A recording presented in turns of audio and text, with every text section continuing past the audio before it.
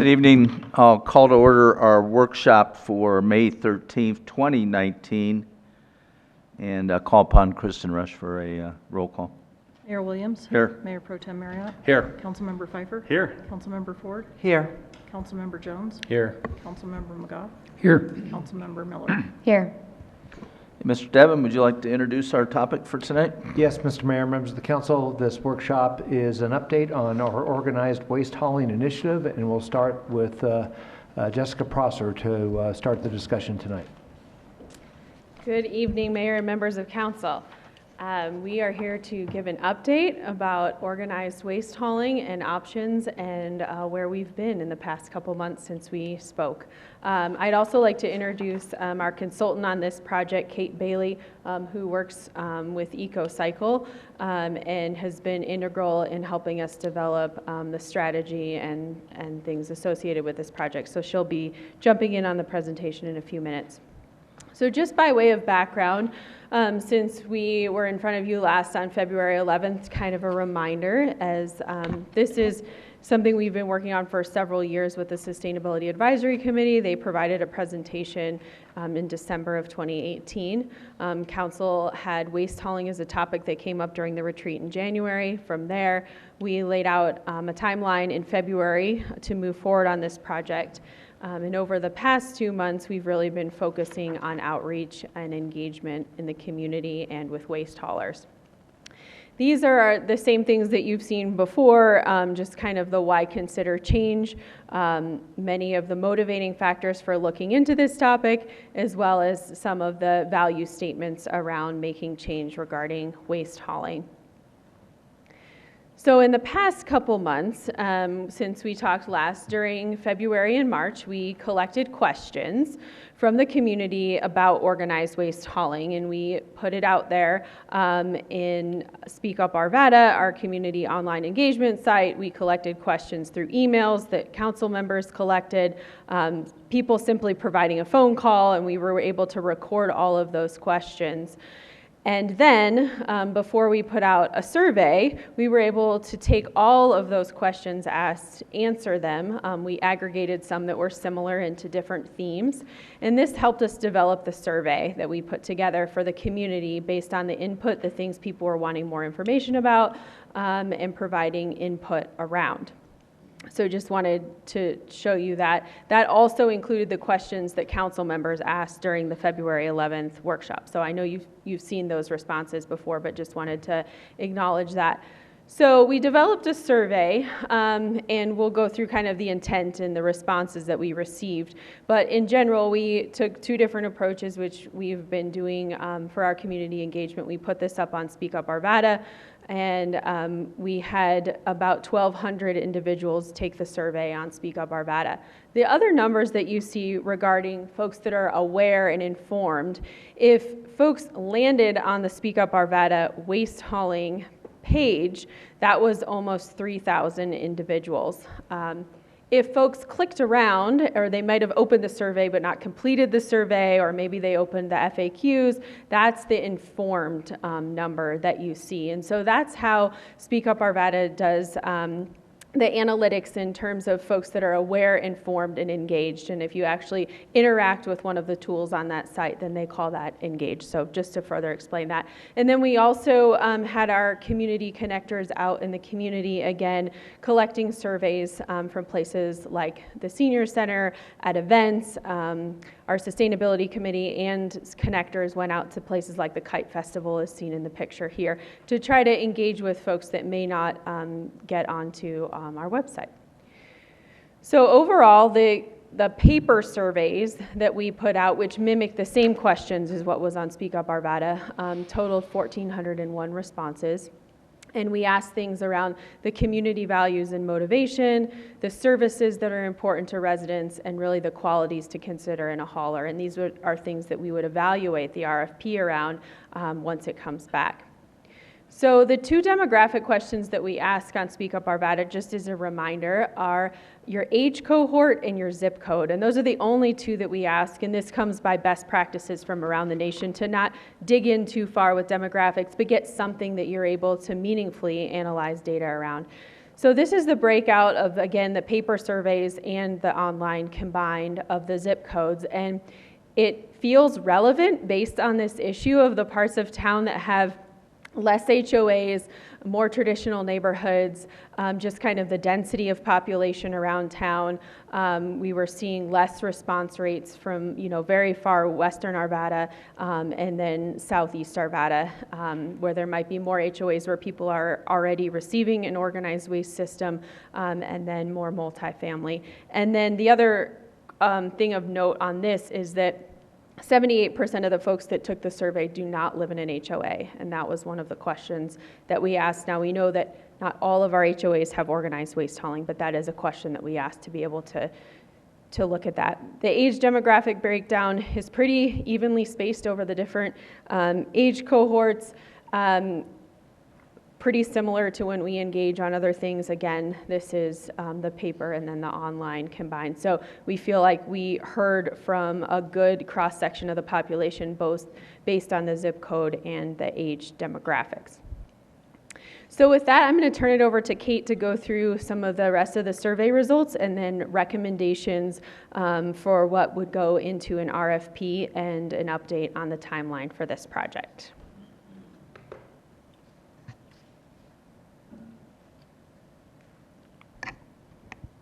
Thank you, Jessica. Good evening, Mayor, council members. Thank you for having me and for talking trash tonight. As Jessica mentioned, I'm going to walk through some of the survey results and what we learned from that and our recommendations for how to move forward with the RFP. So to start, we looked at values. We've talked about several reasons why organized waste hauling is important to the community, but we wanted to test and see if there were some reasons that were more important to residents than others. And what we saw is there were tiers of priorities. So we strongly heard from residents that increasing recycling and fewer trucks on the road were the top two priorities for why to take action on this. So we really saw those as kind of the high-level drivers. We then saw support for reducing noise and air pollution and also increasing the equity between neighborhoods with this issue of HOAs potentially paying less than non-HOAs right now for services. So those issues also resonated, but not as much as increasing recycling and taking trucks off the road. And then everyone also voted a lot for increased services and customer service. So we'll move on to some of the other things. So when we looked at why people wanted to take action, we wanted to test if that was consistent across all age groups. And what we found was that it was. So we did a crosstab analysis and looked at the values based on the different age groups. And what we found was that every age group prioritized increasing recycling and taking trucks off the road. The order switched a little bit. So we saw the older 60 to 70 plus prioritizing taking the trucks off the road as the top issue, and then recycling second. And then the other demographics we saw really focused on recycling first and trucks off the road second.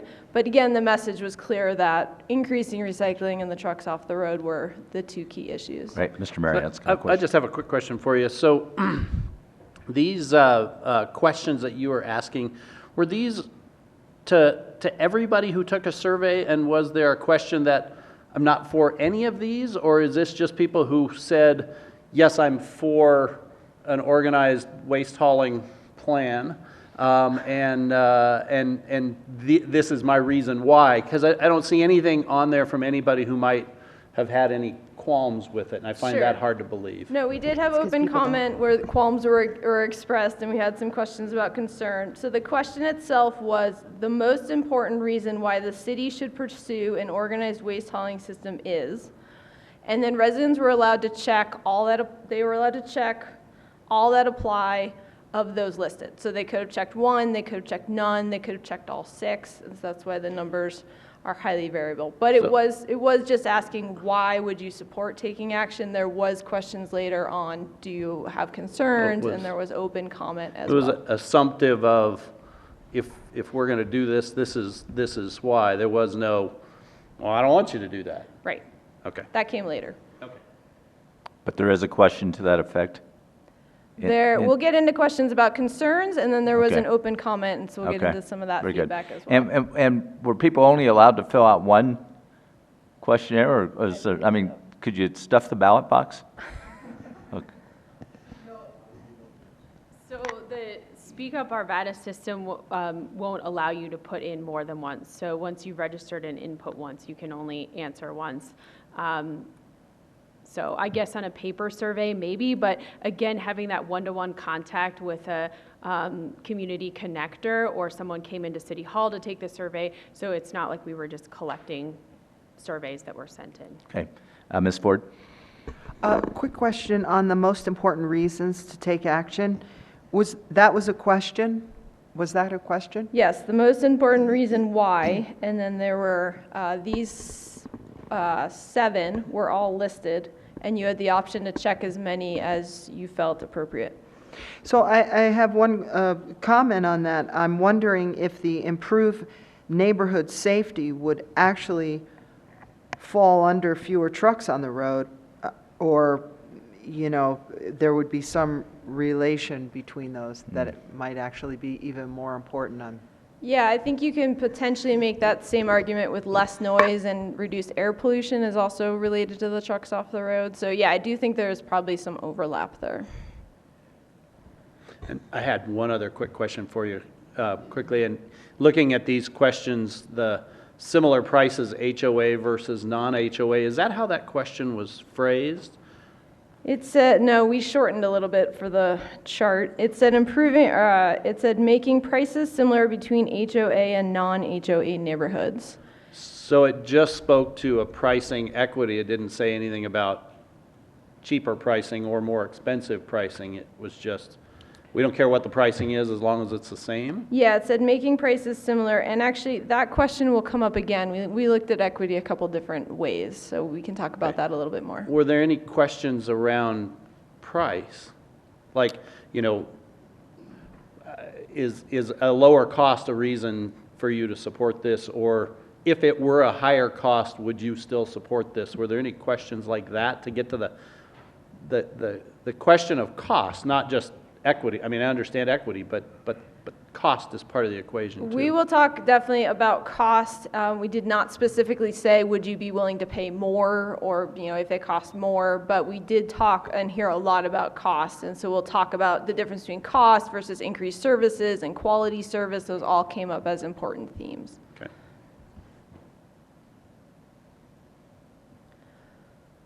So Ms. price was a Ms. big Ford, one you have a right question here. before we- Okay, after this one, okay. So we surveyed residents about what they like about their hauler right now. And residents overwhelmingly spoke to price. They liked the price of the service that they are getting now. This was across the board, irrespective of which hauler that they had. Price stood out as the most important quality. You see a strong showing for other, and we'll talk about that on the next slide. And then special services might be things like they come up to my house and grab my carts for me, or it was things like that, and then whether or not the company was local. So these were 4 criteria that were. Okay, now before you move on, Ms. Ford and then Mr. Marriott. So I just want to ask a question on, in terms of local, how many local companies do we currently have servicing Arvada? I believe there are 3 licensed local haulers. I believe one of them may just do roll-off, but they do fall under the licensed hauler. So I believe there are 2, Best Cleaner Disposal and Crush. So there's 2 out of what, 11 that we have, or 9. 9? 2 Yeah. out of 9. Okay, thank you. Mr. Marriott? So another quick question here on this. This question about what do residents like most about their hauler, was choice one of the options? Or were So these the only options they The had? options are, they are and you could again check all that apply. They are a local company, they provide fair prices, they provide special services like picking up my bins from my house, or other. And I'll go into the next slide. We saw quite a few responses on other, so we can talk a little bit about that. Okay. So residents were allowed to select other, and in the other category, we saw, broke it down to about 6 different topics that people, comments fell into. We saw a very strong showing of support for recycling, where people spoke about that they liked their hauler, that they offered recycling.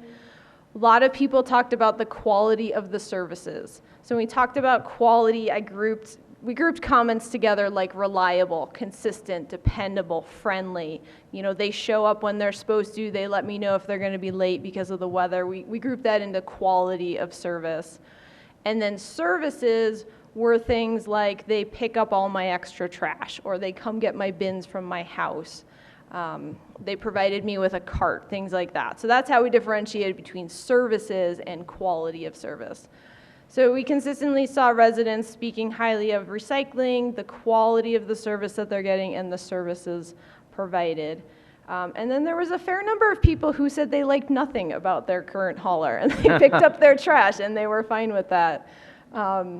We did see a few people here talk about choice, and we'll see a little bit more about that in some of the open comment. So again, this was just what people are liking about their current hauler, and this was after most of them had selected price as the strongest criteria. So that was looking at your current hauler. This is looking at if the city were to choose a hauler, what criteria, what qualities are most important. And here we saw a pretty even split between 4 main categories. Again, we see cost being an important factor. We see the services provided, the quality of service, and a pretty strong vote for customer service as well. So residents were pretty split that all 4 of those would be an important criteria in choosing a hauler moving forward. Great. Ms. Ford?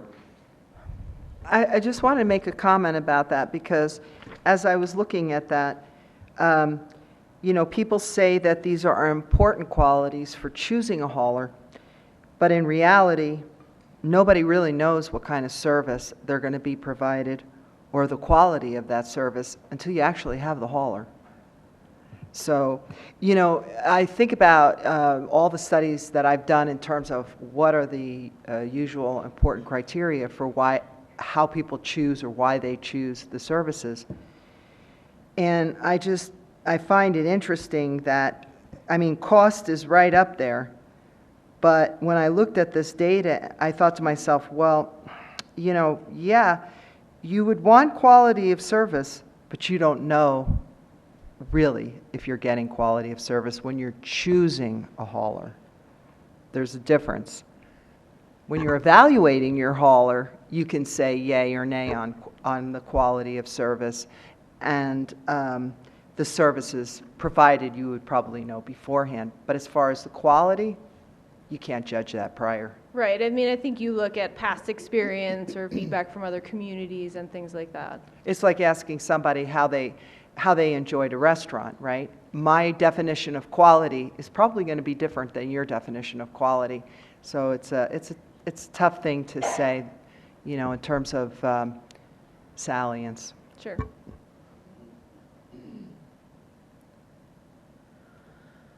There was a question about the biggest concerns residents had moving forward with this proposed system. And the concerns, the responses generally fell into 2 categories. And we see service quality being a big concern, and we see prices being another concern. So residents were concerned that if the city were to choose one hauler, they were concerned if there was poor service, what would be the repercussion for that? So currently they can choose another hauler. There's a lot of comments about what do I do if I'm getting poor service, and how can the city help enforce that?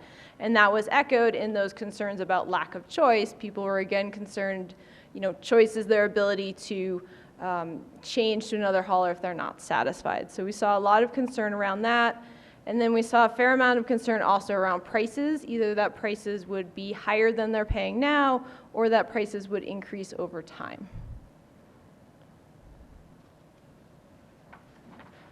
One of the main goals for the survey was to establish what services are most important to residents. So picking up trash is one thing. There's a lot of additional options that can go along with it: recycling, composting, bulky item, Christmas trees, all sorts of, you know, laundry lists of services we could offer. And we're really looking at what is most important to residents.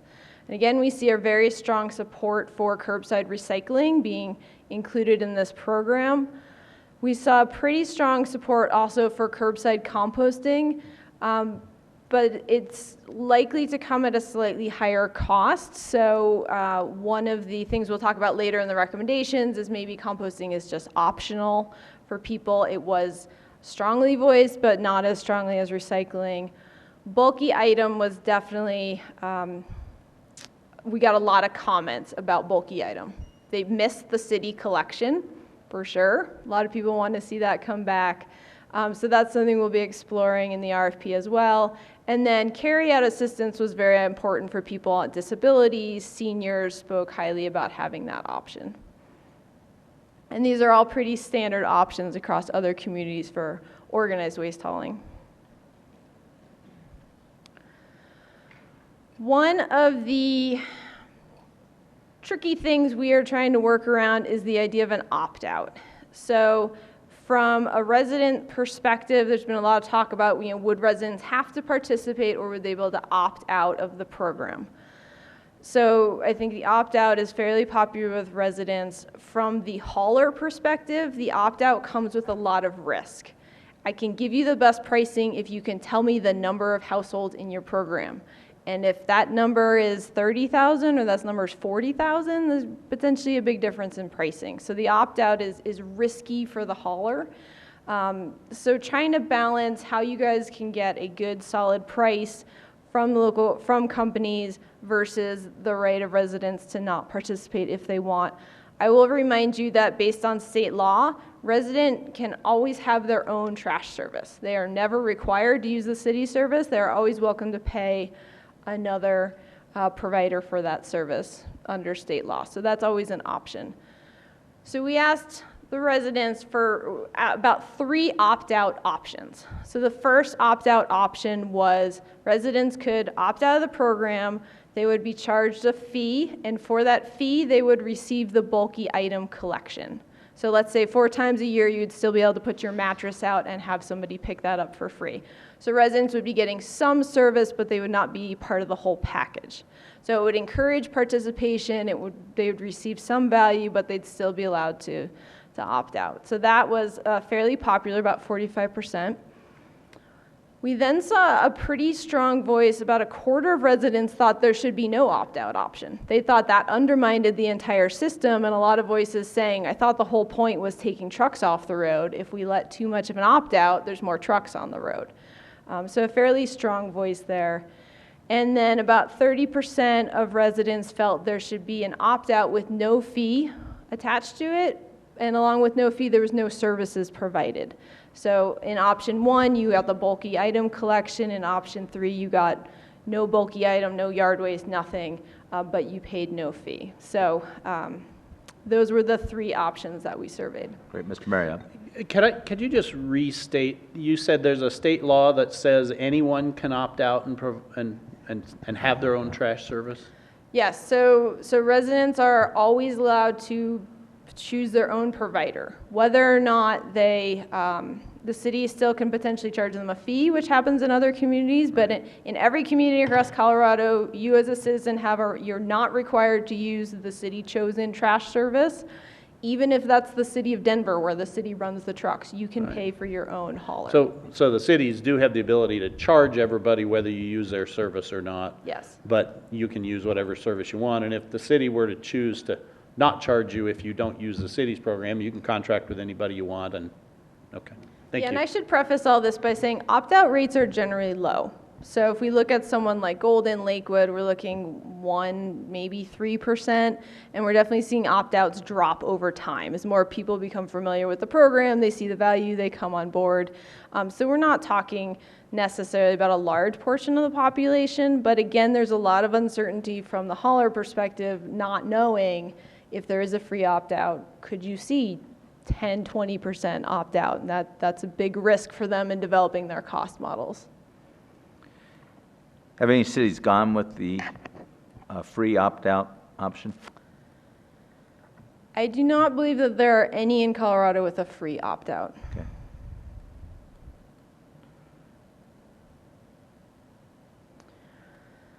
So in addition to the questions that were asked, we also asked an open-ended question. What are your general comments on this proposal? There were 1,400 responses in general. We had 441 comments, so about 30% of participants chose to comment. And you can see the breakdown. It was about 60-40, so 60% positive or neutral, about 40% negative. And we'll talk a little bit more about how those break down.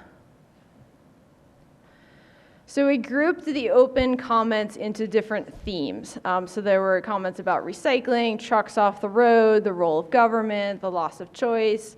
And in general, what we saw is the positive comments were related to increased recycling, taking trucks off the road, increasing composting. The negative comments spoke largely to the role of government. People didn't want their government interfering with their trash. They thought you should be working on other issues. They were concerned about their loss of choice, and they were concerned about service quality. And several people spoke about frustrations about different companies over time. I will say there was also definitely a different tone in the comments. Positive comments were most likely to say, please add recycling, exclamation point, or let's do this, it's been too long. Negative comments got a little vulgar. This is definitely a different tone, depending on which side of this that you were on. So fairly close split in terms of positive or neutral versus negative, but definitely a different tone. There was a good number of neutral comments where people were just offering suggestions, like, I would rather have weekly recycling, or how can we have the smallest trash can? So people definitely had lots of ideas to chime in on.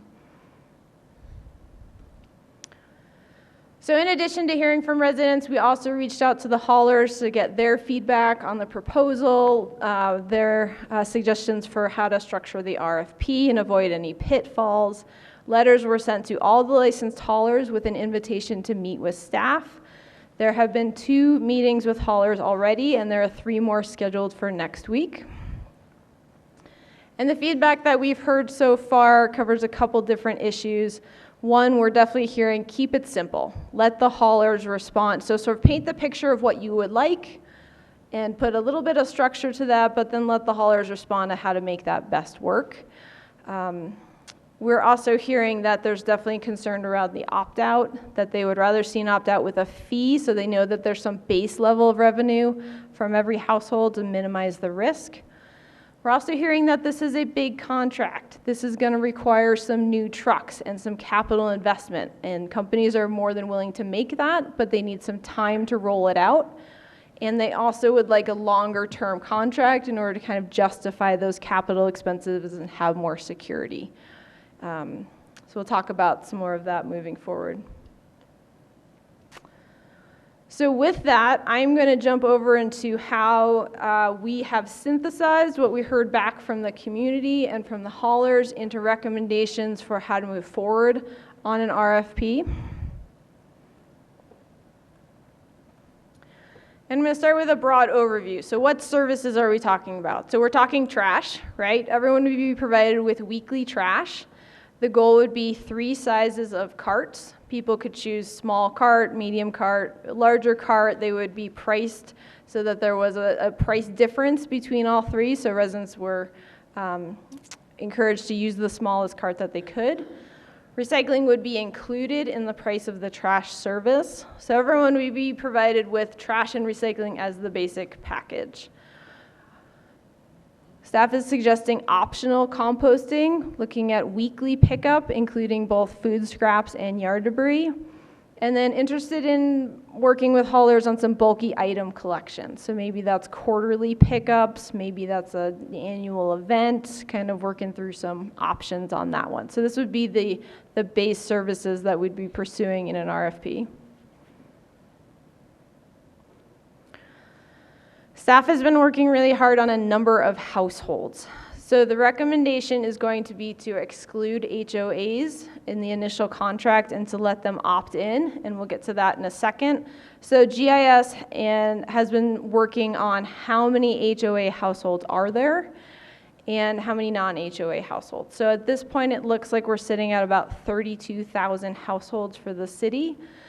Staff did survey 179 HOA associations and heard back from about 80 of them, most of which had contracts for waste services. So the idea is that if an HOA has an existing contract, they can stay with that, and they can opt in if they want.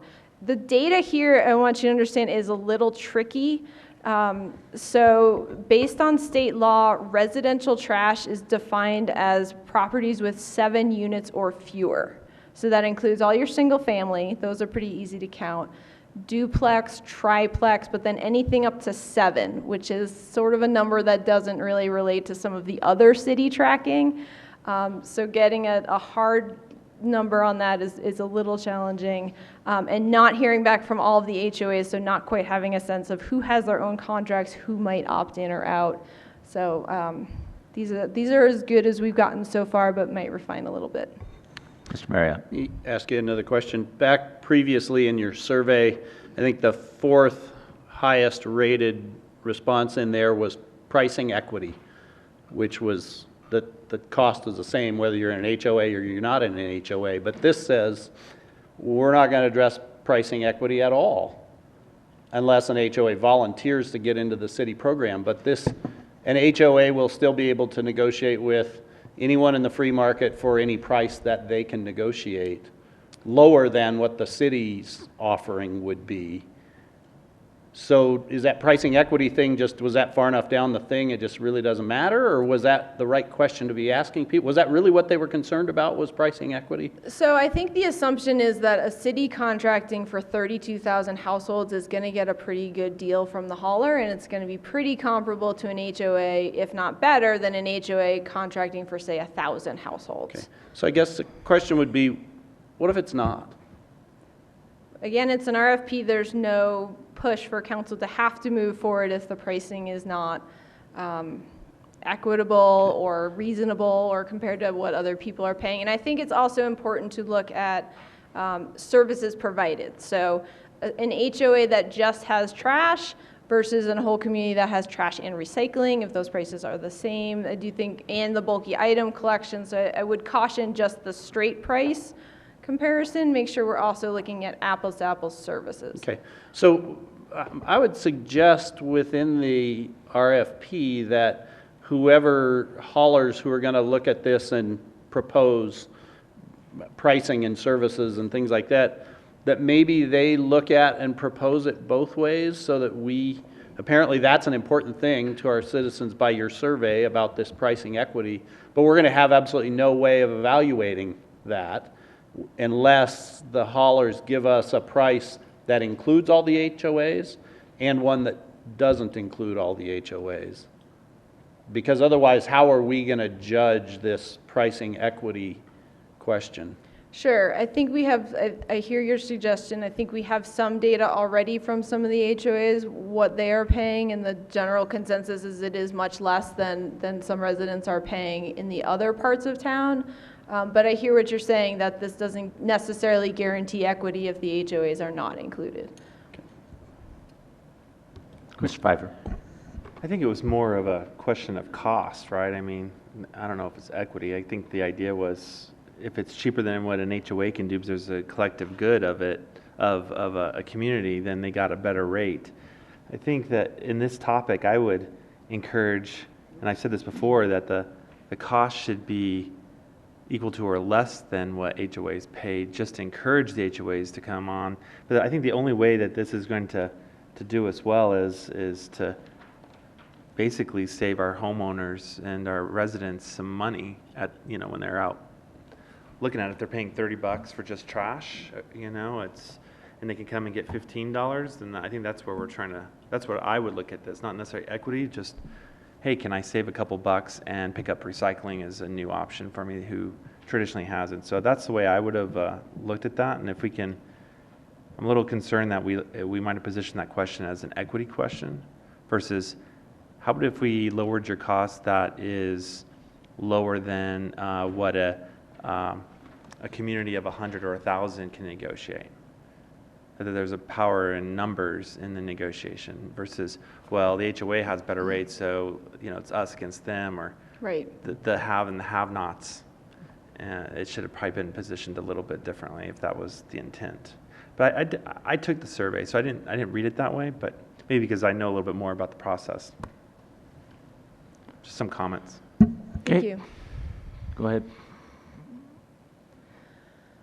So as I mentioned, the recommendation is that HOAs would be excluded to start. They would be able to opt in. It is unclear how many would, although in doing the survey, several did express interest in opting in. We did find 85%, 86% of those who responded to the survey do have some sort of contracted waste services, but there are still a large number of HOAs that we were not able to get a hold of. So a little bit of an unknown there. Generally, I would say across Colorado, HOAs are not included in the other city programs, and Golden and Lafayette are working on rolling them in at a later date. Mr. Pfeiffer. When you surveyed the HOAs, did you ask what services they were getting? We did, but we heard back a little, so we started to ask, do you also provide recycling or you just provide trash? So we have limited data on that, and then we did not get any service specific. Do you have a 96-gallon trash picked up how often and versus recycling? So we just started to ask, is recycling also included for all residents? Okay. So it's a start, but it's a fairly incomplete data set. So a couple other options the staff is recommending in the RFP. One is around the opt-out. So we heard from the community and we heard from haulers that an opt-out is important, but having some sort of minimum fee to establish a consistent number of households is important, and people thought it was fair that there was a fee associated with at least getting bulky item collection. So that is the recommendation, that residents would be allowed to opt out. There would be a fee attached with that, paid monthly, but they would be able to participate in the bulky item collection. Haulers under the program would be able to subcontract, so that they would be able to subcontract recycling or bulky item collections. So essentially they could work together, so help some of the smaller companies partner with the big ones perhaps. And staff is recommending a 7-year contract broken up into a first initial 3-year term with 2-year renewal options. Ms. Ford. I have a question. In terms of bulky item, are there any districts or cities that have, where the electronics is included in bulky item, or is that a separate service? I will have to look at that. I don't know off the top of my head of any that include it. Typically, there's more of a fee associated with disposing of electronics. I know several cities also contract for an electronics-only event. So that's probably what I'd hold up as a better practice, but we can look into that for sure. Okay, thank you.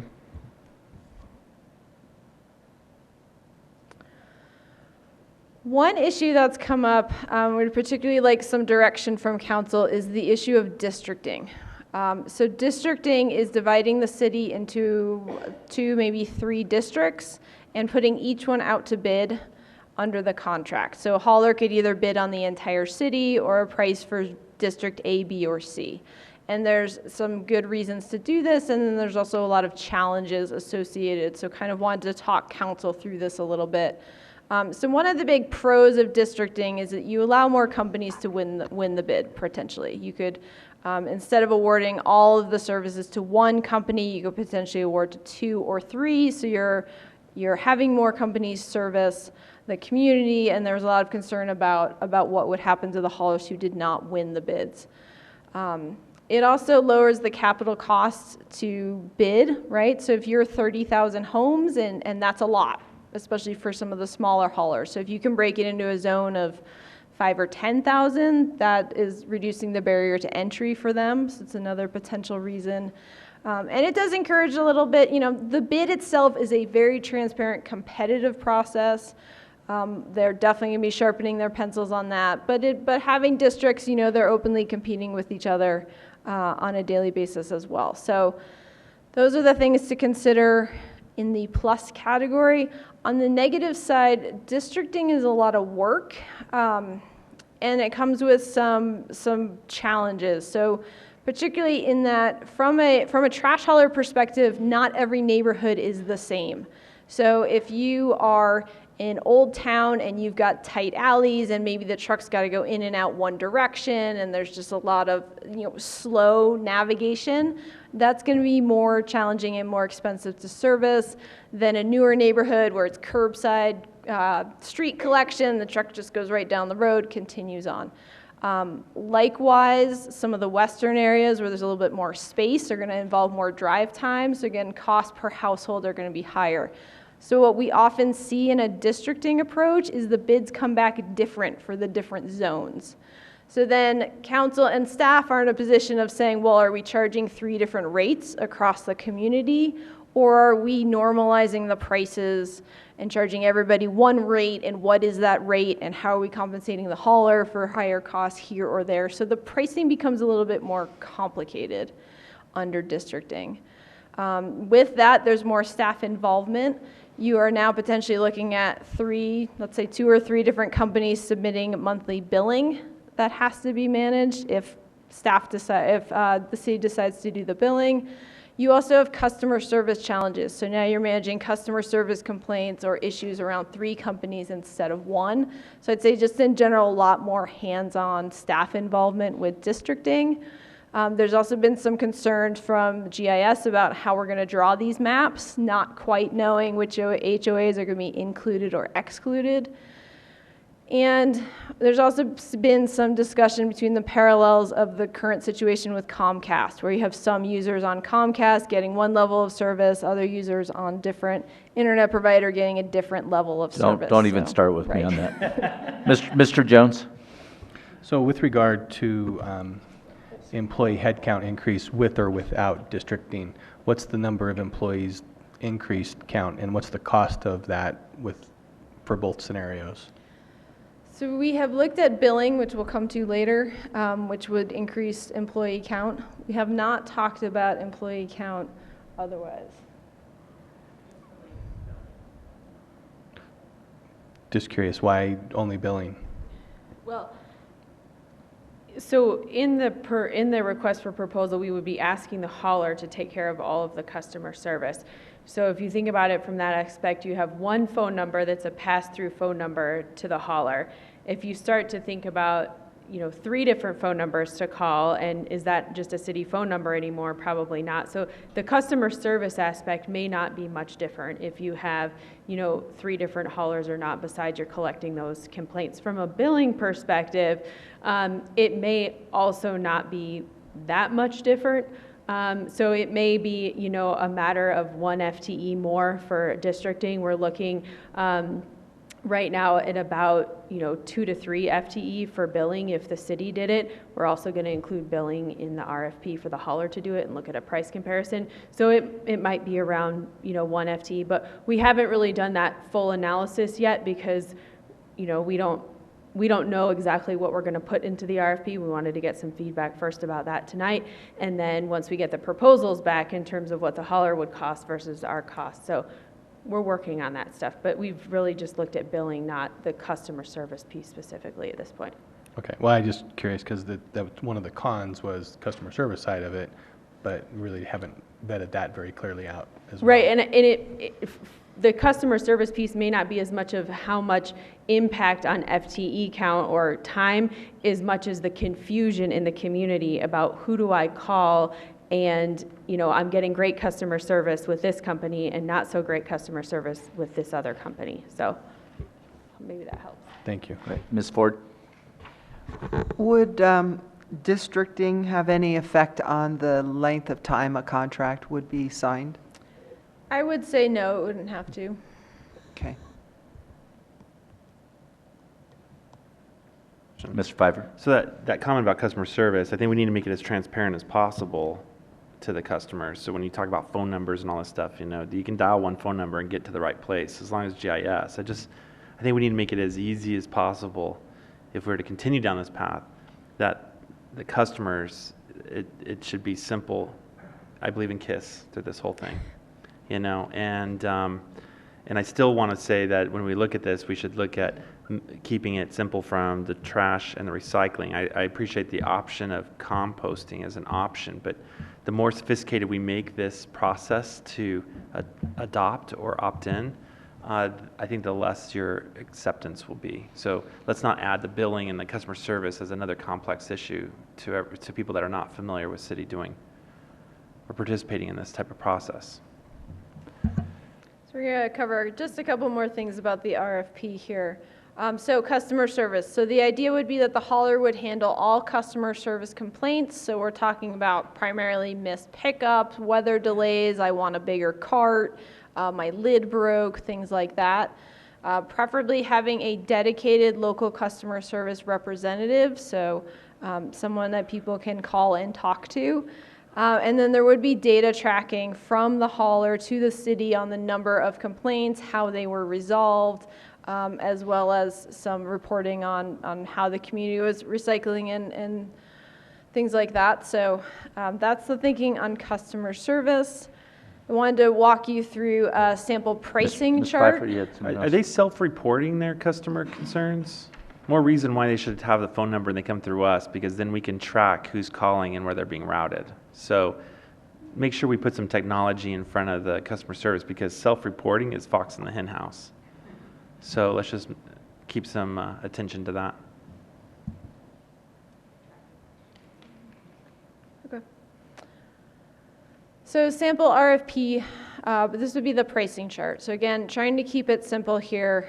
So the top line would be your opt-out option. So if you did not want to participate in the service, you would pay a fee, an initial fee, and you would receive just the bulky item collection. So that would be the first lowest price.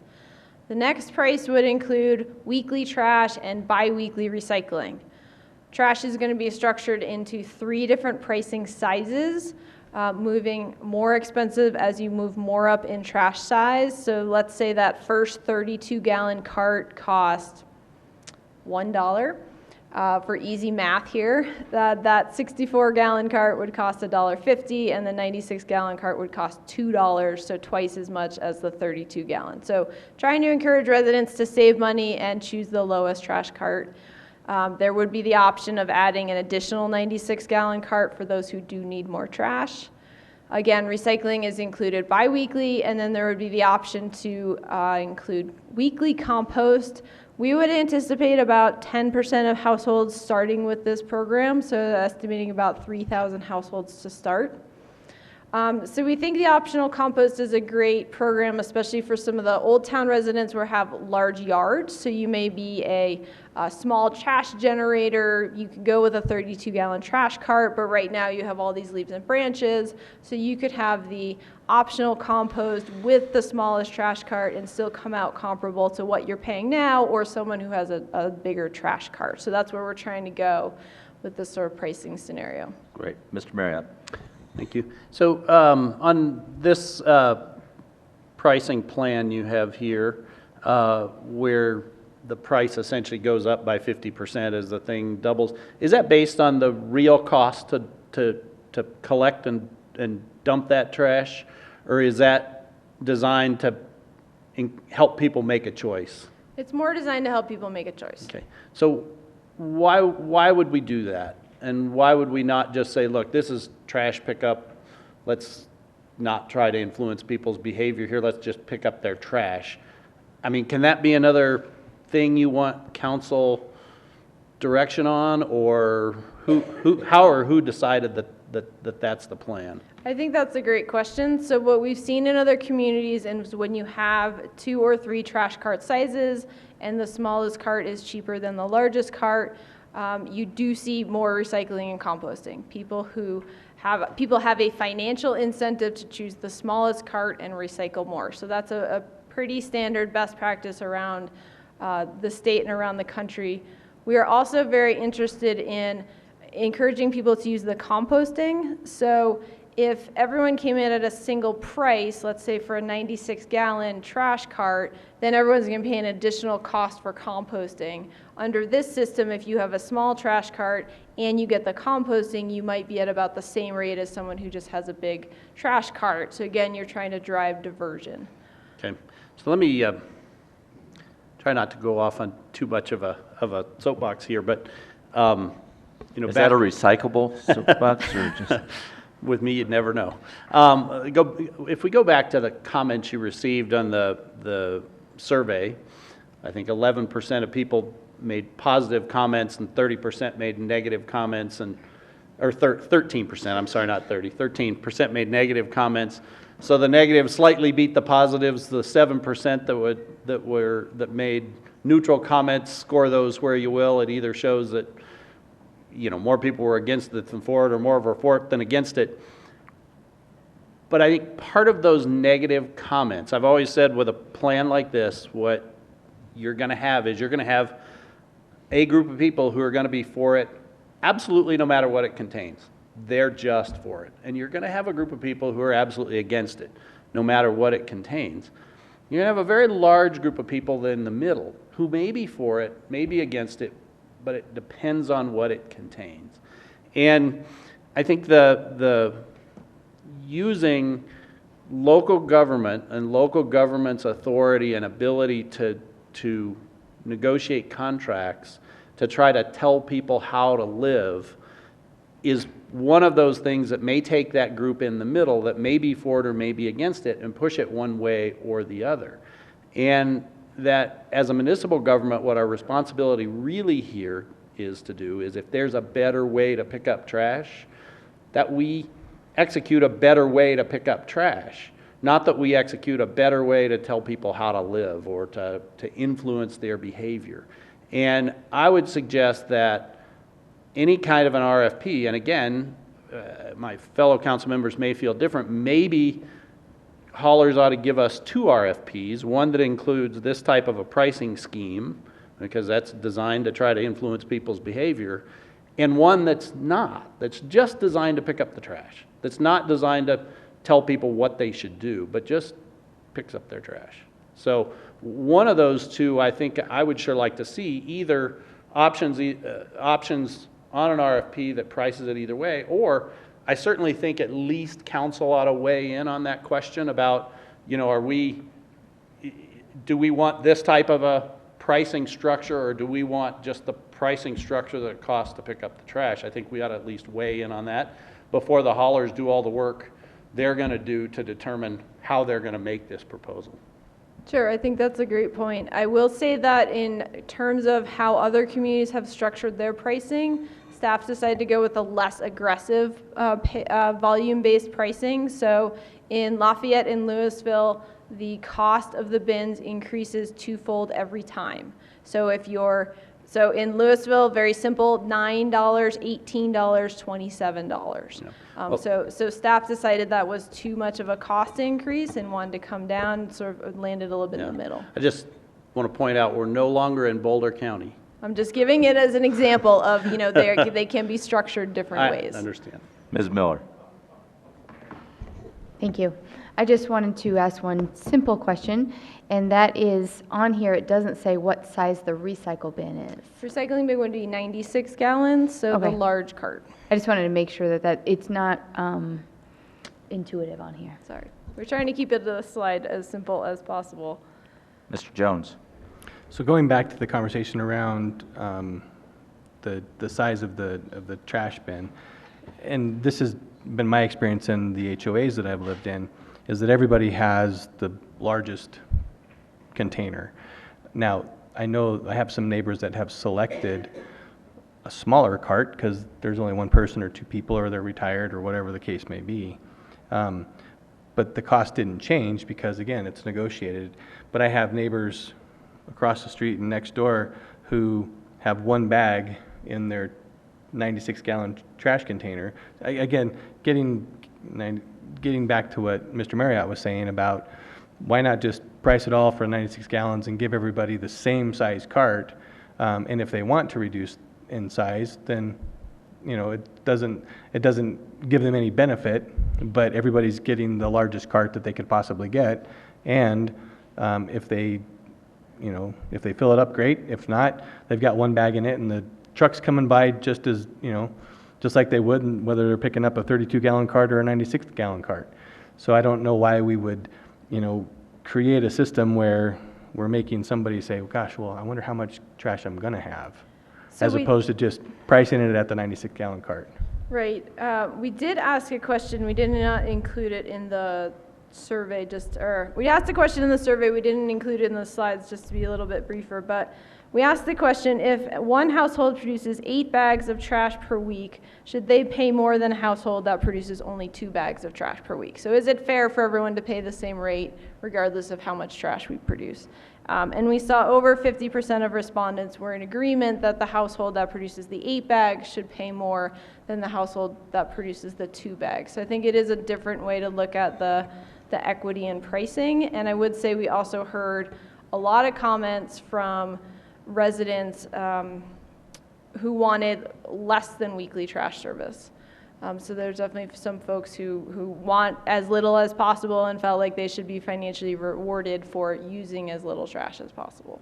So going back to the comparison of HOA versus non-HOA and the equity, that doesn't make any sense, because in an HOA, I have a lot more trash than my neighbors, but I pay the same rate as they pay, and they're not worried about that. So I guess what I'm saying, in the survey, we did hear from some folks who were worried about that.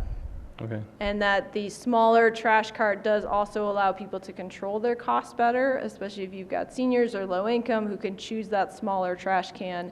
It gives them an option to reduce their costs. But from the hauler's perspective, if they're, pricing 32,000 households at the 96-gallon cart, it's probably better for them to have to only order one size cart.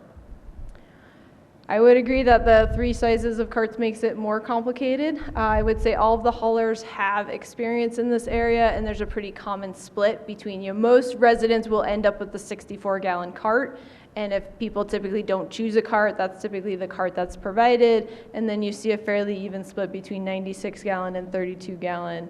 And we could look at some communities around Colorado and kind of see what that split is. But the majority of your residents do end up in that 64-gallon cart. It'd be interesting to know of the 117 or whatever HOAs. Again, I think you probably should have asked more questions in reaching out to them, but what size carts are they providing? And how many of the residents inside those HOAs are selecting something different? And how many are selecting another 96-gallon cart? Yeah, my experience with HOAs is it's almost always just one. It's just the large cart across the board. Yeah. And then the customer has to choose down. Yeah. Again, and several people will request a smaller cart, especially older folks. Yeah.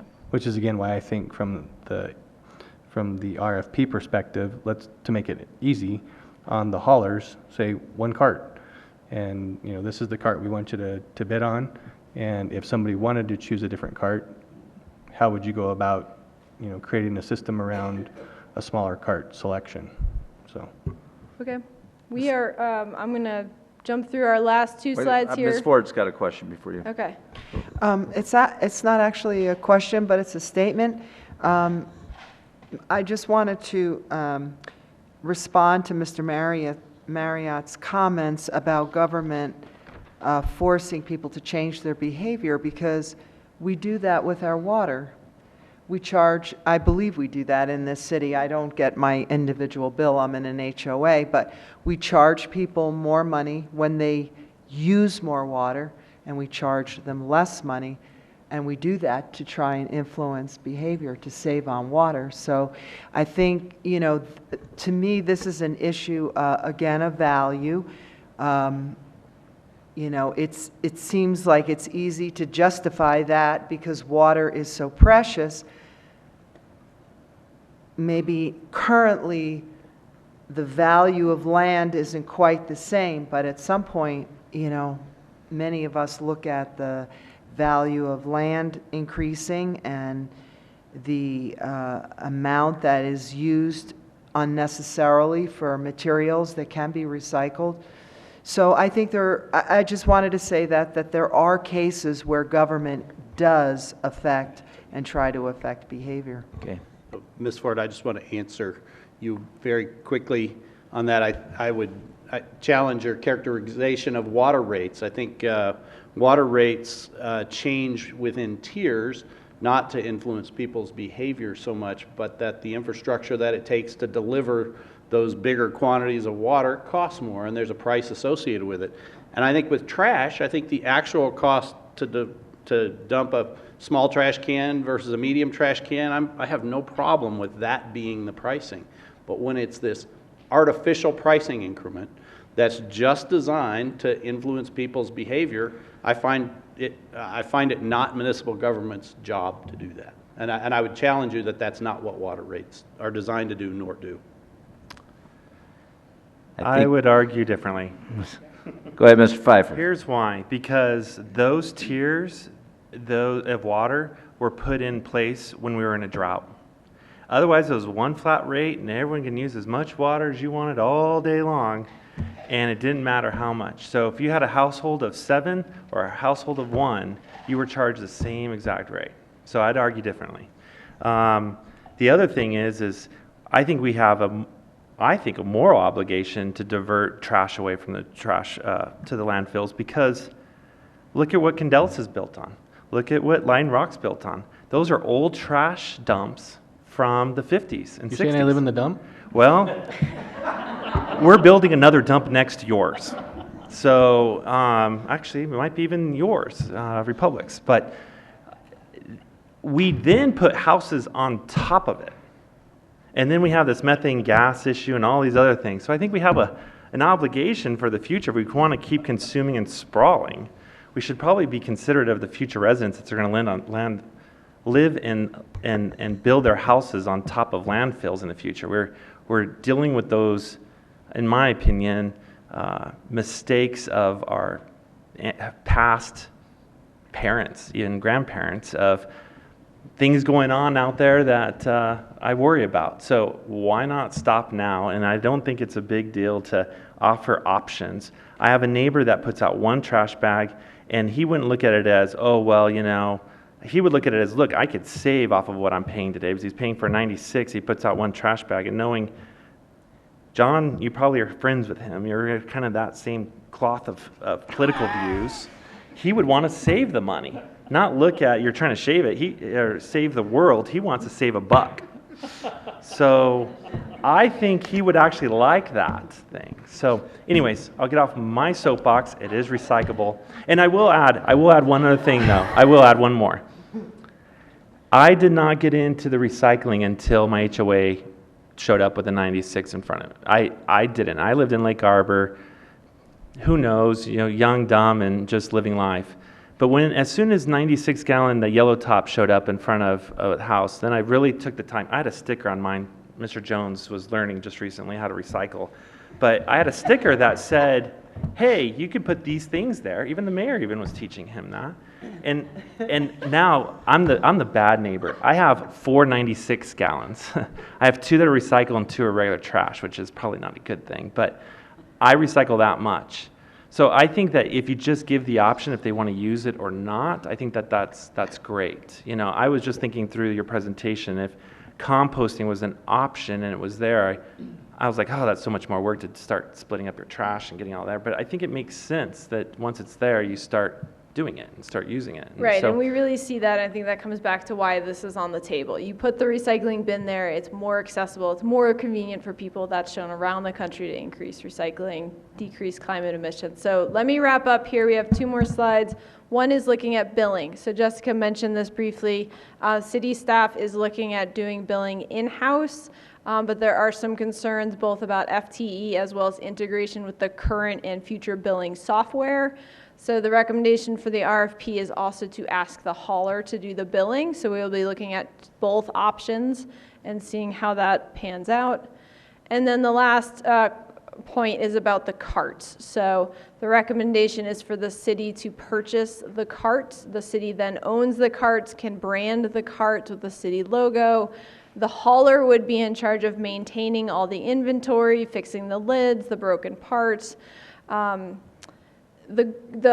of the benefits of the city owning the carts is when you put this back up for bid, none of the haulers have the advantage of already having the carts. So it levels the playing field a little bit there. So that is it for our timeline, just to give you a sense of where we're headed.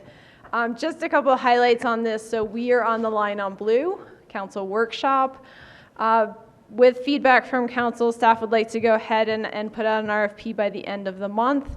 That would give haulers about 4 weeks to respond. So we're looking at responses about the end of June, and then some staff time to evaluate, come back to you July, August. And then you can see rollout and things moving forward after that. So I'm sure we can talk about that and anything else in more detail. The last thing we did want to talk about was the idea of putting this on the ballot as an advisory question. So the goal would be to get RFP responses and analysis back July, August, to give council the opportunity to review whether or not this should go on the ballot.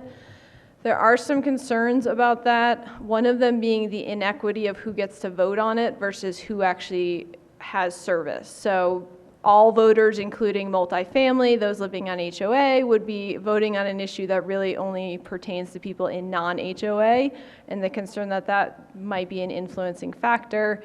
And then also a little bit concerned about the timeline, so staff not being able to advocate or really educate about a ballot issue once it goes live, so that gives a limited opportunity to get more education to the public about the proposed system. So with that, we are here to answer any further questions. Great. Mr. McGough, you're first. Yes. Thank you. Back on slide 19, hauler concerns. One of them there just mentions opt-out with fee. What kind of fees are we talking about? What's the practice in other cities that have that opt-out fee? Is that minimal or is it substantial? So for example, in Golden, they have an opt-out fee. The price of the basic service is $7. The opt-out fee is $6. So it's slightly less than having the full service, but it's not the full cost. And in the Golden system, you pay the opt-out fee, you still are eligible to receive trash and recycling. They're not proposing any limitations. They basically have set their opt-out as the lowest rate of their services. And we see that as the standard across the board, where it's whatever that bottom tier of services is the opt-out price. So in the example you mentioned, then the standard trash pickup is $7, opt-out at $6 a month, and is there some service that goes with that opt-out then? Yeah, so in Golden, you get the very smallest amount of trash, and you still get recycling. You just pay that minimum fee, and then So why is it called opt-out if it doesn't sound like somebody has actually opted out? It does allow residents, so it is typically used by the residents who have their own hauler. In Golden, it's about 1%, and they've seen that decline over the years of their contract. It's just sort of the way it's set up, and we see that consistently with the other communities where there is that opt-out option, but the city is still charging a fee to all households in order to collect a base amount of revenue for the hauler to make the whole system work. Okay. And I don't have another question, but just a comment. I do think the differential pricing for the different size containers or the amount of trash that's picked up makes some sense. Mr. Pfeiffer mentioned utilizing 296 gallon. I pay it. Yeah, and he pays for that. But I don't see any problem with the single person in a home paying substantially less for having substantially less trash. So I don't share the concern that Mr. Marriott has. I don't think it influences behavior. It just rewards, the person who doesn't use as much of the service. So. Ms. Miller? Thank you. So you did say a moment ago that you were looking for some direction on a couple of things. And so I wrote down here, as far as the bid process, districts versus one hauler across the entire city, my personal feeling, is that it should be one street, one truck, one district, one Arvada. However, if we do divide it up into districts, 4 or 3 or however many, I think that a hauler ought to be able to bid on one district, 2 districts, 3 districts, and all the districts. So could we see that pricing across the board, just to get some perspective? Mr. Jones? Just out of curiosity, if the city buys all of the carts up front, what's that cash outlay? About 5 million, and we are looking at some grant funding, either through the state or some zero-interest loans. The other option that typically happens is the hauler buys the carts, and then the city pays it back over the length of the contract, so the city owns the carts at the end of the contract. And the idea is that the resident is billed for the carts over time, so there's a small monthly charge to recoup the cart payment. So what would the city's preference be? So one of the grants that we're looking at is only local governments is eligible for. The grant would cover the cost of recycling bins at a certain rate. The bins are about $70 each. If we have 32,000 households, you get 2 bins at 64,000 bins. So that's where that number comes from. So that would be one reason, is that the grant would cover a portion of it. It might be up to about $750,000, but still that's quite a bit out of the 5 million. So that's one advantage. But we have discussed the cost of the bins and having the city purchase them. Okay. Do we know where $5 million would come from? We would have to put together a program for that and look at how we would get repaid over time. Okay. Mr. Marriott? Thank you. A couple comments, and I'll try to give you some feedback. So, since we've engaged in this discussion about trash, we've had a couple of goals have been expressed, things like less trucks on the street, improve our recycling rate. There's been some beating around the bush about cost. I'm hoping that this RFP will illuminate that. One of the things that we haven't, and additional services, big item pickup, things like that. One of the things we haven't talked about as a goal or a value of this program is consumer choice. And in fact, that appears to be that within a program like this, that's what the sacrifice is. So that's something we have now that many of these options, maybe not all of them, take away is consumer choice. That if you get crosswise with the trash pickup, just decide you want to do something else, you're not allowed to without paying a reasonably high tariff. In Golden's example, paying for the service you don't get. You can still pay for it, you just don't have to use it.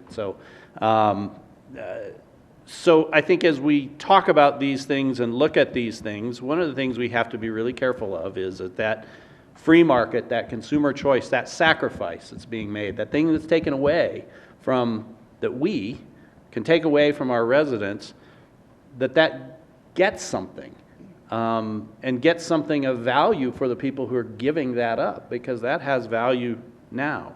And so I think we need to keep that in mind as we go through this, or we need to be looking at plans that preserve maybe not all the consumer choice we have now, but at least some consumer choice.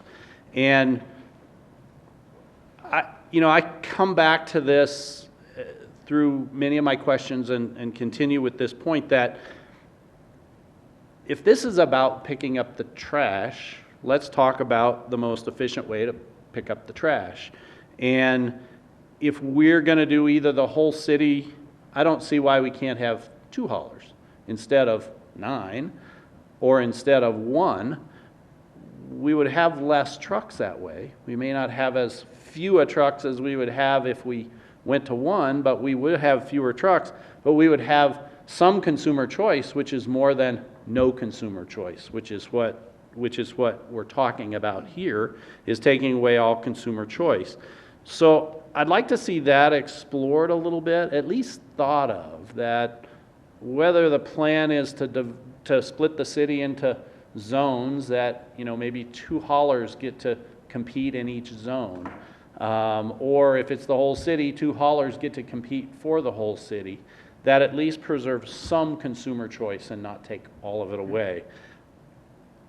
The other thing that gets around to for me then is this question of HOAs versus non-HOAs. I think that the question of pricing equity has come up a couple times, on a couple of different subjects.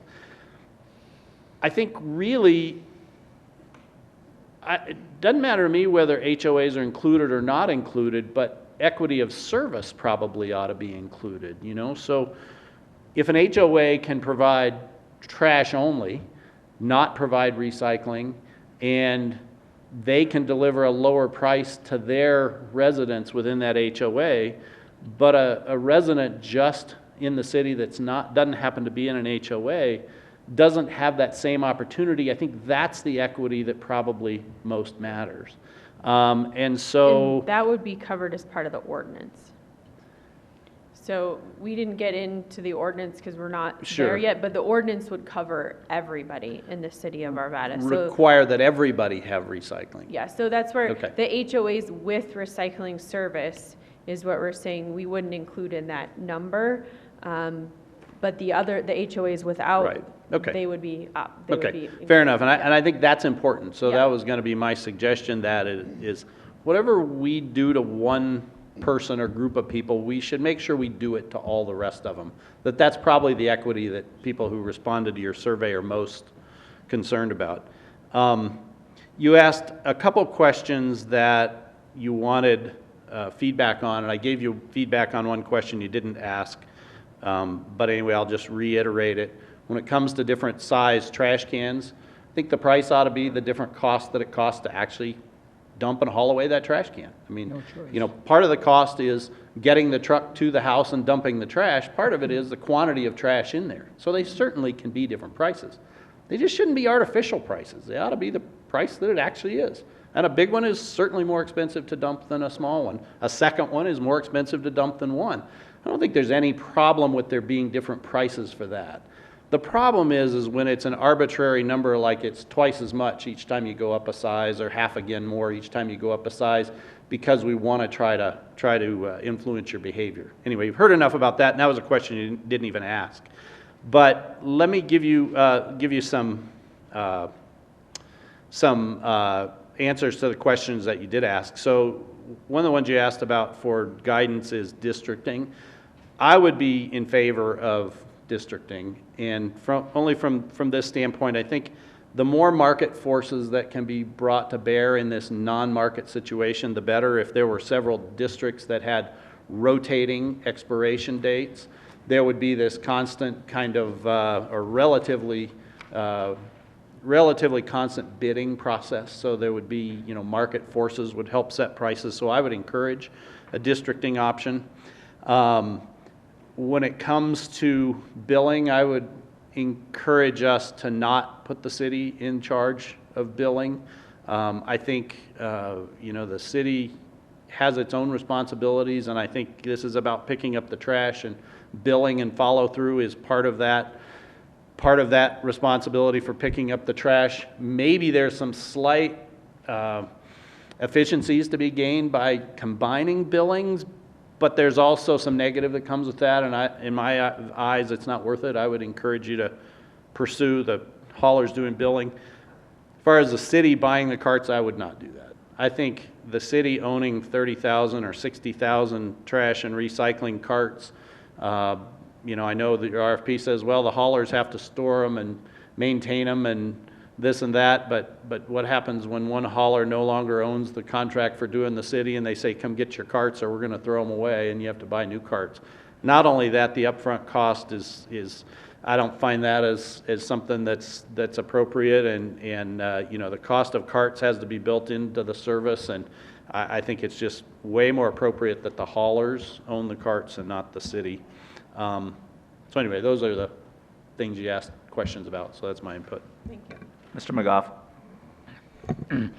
Yeah, I share Mr. Marriott's concern about the ownership of the carts, but it does bring up the question for me too. For example, I have 2 open bins that I use for recycling. I still put my newspapers in one. I put the other tin cans and bottles in the other. What happens to all of those containers? Is that going to be part of the RFP for whoever might be a successful bidder to deal with the existing open containers that we have? because they're Yeah, all around the city. It's a great question. It definitely came up from our questions from the public as well. And that's something where we would probably provide an open-ended question to the haulers of what is your plan for existing bins in the community? Can they be recycled? Can they be repurposed? And let them respond with what their plan would be for that. But it's something we talked with the haulers about last week as well. I think it would be appropriate to recycle the recycle containers. I think that'd be great. Mr. Pfeiffer? So I think the billing part, so the way I look at this is for us to save as much money for our citizens, we've got to take some things that we're already kind of doing anyways and put them on ourselves. So here's an example. We're already sending out the bill for the water. It's just adding a line item to that bill.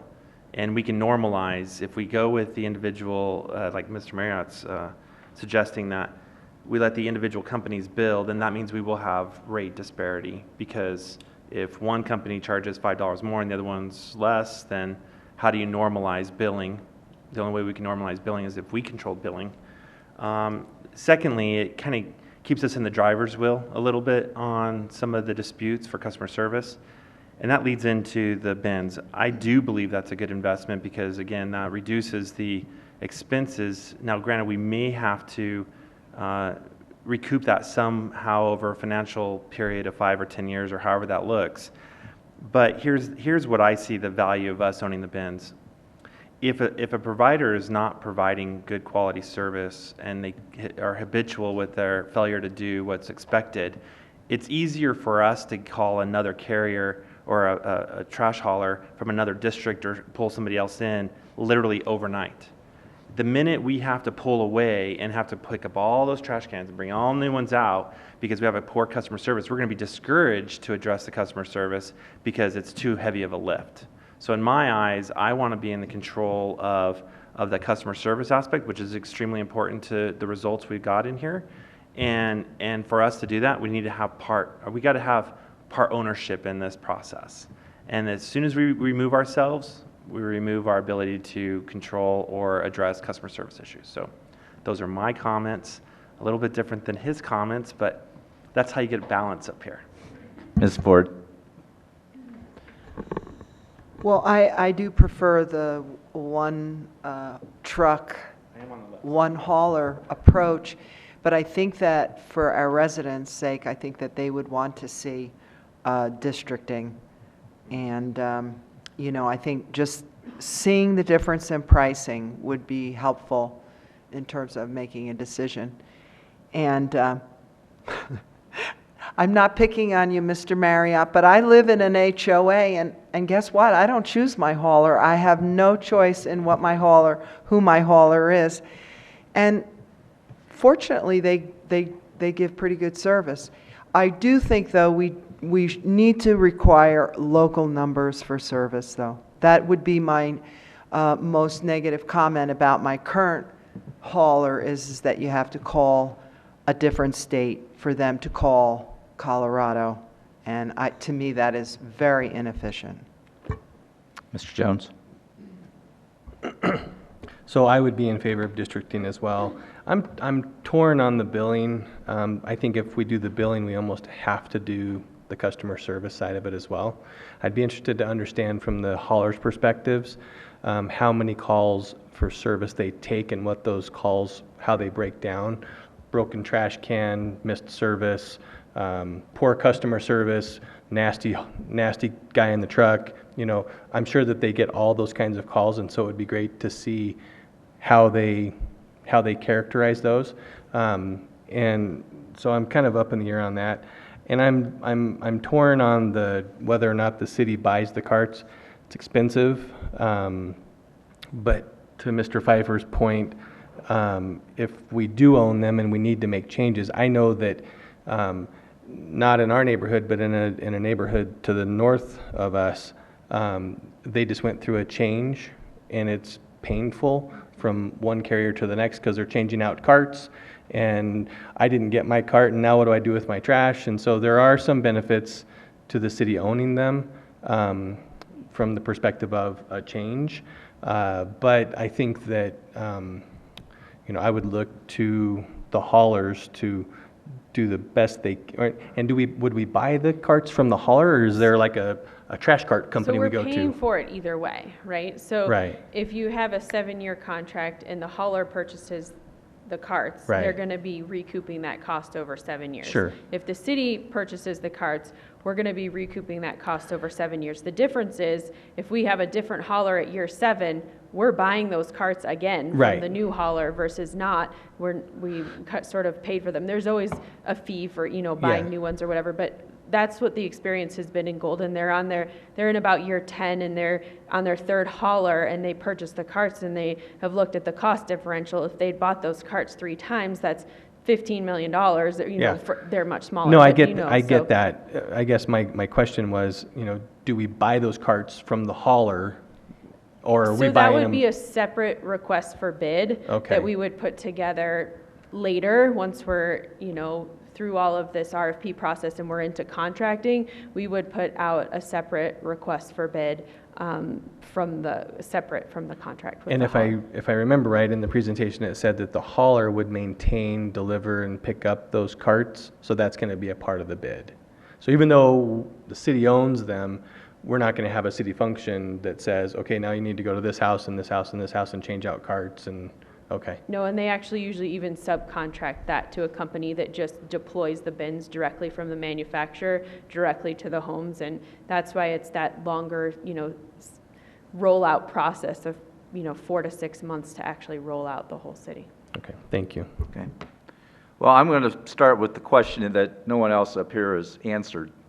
Do we do an advisory question, or do we make this decision by council? And this could be a tough decision. And should the 7 of us make that decision, or should this go to a vote of the people for an advisory question? I frankly lean towards an advisory question. Everybody's going to chime in now. I lean towards an advisory question, and if you want this thing to pass, I don't think you can have social engineering as part of the process, because the antis will take that and run with it like crazy. And when I say social engineering, I'm looking at the pay-as-you-throw type mentality. And I think the one-size-fits-all has worked great in my HOA. I prefer to, we can do the RFPs for both approaches, but I would lean towards personally the 2 96-gallon containers. I do not see our citizens being real excited about an outlay of $5 million to buy trash cans. I think that cost has got to be borne by the trash haulers. Yes, it's going to be factored into the cost, but they could convey ownership of the trash cans to the city, even if they fronted the cost for it, to whatever extent, and I assume that's what happens with the HOAs, because I didn't get a bill for a trash can when our HOA went with what they went with. So, on those issues that require discussion, I lean a little bit towards the city doing the billing, because I assume that's going to be a lower cost, and if that's what we're really trying to accomplish here is have better efficiencies with lower cost, then I could see us doing the billing. I am concerned about different parts of the city having to pay different rates with multiple districts and multiple billing rates. So and part of that's my bias from having to have TDS as my cable service, which is far inferior to what other citizens have in other parts of the city. So I tend to lean toward the single hauler, but again, I think we've got to have an advisory question from our citizens on that. So that's my perspective on those issues. Mr. Marriott, you jumped on me on my comment fairly quickly. So you asked a question about an advisory question to our citizens. Through my eyes with I keep coming back to this, sacrificing consumer choice to do this. I think that's a huge thing to take away without asking our citizens for permission first. So I would definitely be for an advisory question. Ms. Miller? Thank you. I would be in favor of us as a council making the decision. The people elected us to make good decisions, and I think that we can do that. I think we also heard from the citizens twice when we surveyed them, saying that they wanted more recyclable options and lower cost and wanted us to take a look at this. So I think we have heard from the citizens, and I think that we are smart enough to make good decisions. Mr. Jones? Yeah, I think using the analogy of cable service providers, what I hear most for those who are in your situation is they just wish they had a choice, because today they don't. And so for that reason, I think that this would be a great advisory question, and let the citizens tell us what they want. Mr. Pfeiffer? So I'm leaning towards us making the decision, but I do think we need more facts. I'd like to hear more after we get this RFP, because I think that triangulates a strategy and kind of where we're at. And I'd also like to understand the costs by having 3 different trash cans, what those costs would look like to inventory those and keep those, because then that would also drive if I'd be more in favor of 1 trash can if we have to do that. And just comments, even though I'm picking on Mr. Marriott, I like him. He does bring a lot of diversity up here, and so does everyone up here. So I appreciate us having that conversation, because you'll see we're all different, but that keeps us well-rounded up here. And I just want to thank my peers up here, even though I've been jabbing at John tonight. So Once again, we've demonstrated that we can disagree agreeably on this council, which I really appreciate everybody's inputs and thoughts. I don't see any other comments. Whoop. Okay, Mr. McGough? Okay. Thank you. I guess I forgot to push the button. Okay. Yes, I would be in favor of a single hauler. I think although the list of advantages is pretty short here, I think they're compelling, and it would help us in terms of whether we purchase the containers or the company purchases the containers and has the ownership and the management of those with the city. I think we save dollars. I think a single hauler, it would be much more efficient. I think we ought to do the billing, and I would be in favor of the council making the decision. Ms. Ford? I would be in favor of the council making the decision as well, but I would never say no to an advisory question. I'm kind of laughing inwardly when I think of us comparing cable service with trash hauling. Because, Have you seen some of the trash on TV? well, just looking at the number of times that people generally watch their television versus the times that they put their trash their trash out, I just don't think we can really compare the two, and not only for that reason. As far as billing, I guess I would like a little bit more information on the billing. And as far as the carts, I think we need to think long-term. And I do agree with a lot of what Mr. Pfeiffer was saying about, the ability to change quickly. And that's it. Ms. Miller? Sorry, I just have one more question on this timeline. So as we look at the timeline, the first reading of an ordinance would be after our newly appointed council. Yeah, and I would say the timeline's pretty loose at the end based on if we do an advisory question or not. That shifts the timeline. So very general at this point. But obviously, if we did the advisory question, we wouldn't be doing an ordinance until after the election. Okay. So it's kind of shifted. Well, I think what Mr. Pfeiffer is saying is we need more information before we're going to ultimately make that decision. Right. And we've built that into the timeline so that, if we get information back by the end of June, we can provide that back to you in July so that we have plenty of time to make that decision with the information before the end of August. So Okay. that the timeline's built around that. So I just kind of wanted to summarize, if, we're working on yes, we're going to put out an RFP, and Yes. we've gotten input on what goes in the RFP. For the districts, I've heard a little bit of both, and that's some staff time to put that together, especially with GIS and mapping and thinking through some of that. So I guess the question would be, districts or no districts? I'm kind of hard on where we are. I mean, we can come back with another proposal of how think we many need to see districts both. and how size, and we'll do it both ways. Okay. Yeah. So Yeah, we need- what we've got in the RFP at this point is both ways on billing, both ways on bins, both ways on district and single, and bidding on one district or multiple. And we put all of those options into the RFP I think at so. this point. Okay, that's helpful direction, so thank you. Good. Mr. Devitt, anything else? No, I would just like to say that it was really fun watching all of you tonight. You get paid to do this. Fascinating. Fascinating. Okay. Thank you.